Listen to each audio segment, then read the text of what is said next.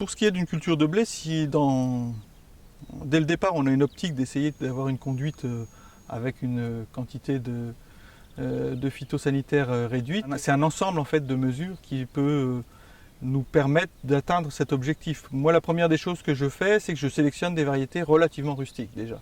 Je prends le catalogue variétal, et puis dans ce panel de variétés panifiables adaptées à mon sol, je regarde celles qui ont le plus de résistance aux maladies, oïdium, septoriose, fusariose, rouille, qui sont les 4 maladies principales des blés. Et puis en fonction de mes types de sol, j'ai des terres différentes, des terres plus crayeuses que d'autres. Dans les terres crayeuses, l'oïdium est vraiment la maladie principale. Je prends de mon choix des 3 ou 4 variétés la plus résistante à l'oïdium et je la mets là-bas parce que je sais que sinon j'aurai des problèmes. Voilà, cette orientation, ce choix de variété m'aide déjà à résoudre une bonne partie de problèmes.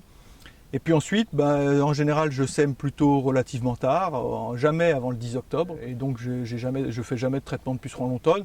Parfois, on voit 1 ou 2 pieds qui ont de la jaunisse, mais c'est vraiment pas dramatique. Et puis, je ne mets pas une trop grosse densité, ce qui fait qu'au printemps, on a une végétation qui n'est pas trop épaisse, pas trop touffue, qui ne reste pas trop humide longtemps, donc la pression de maladie reste correcte.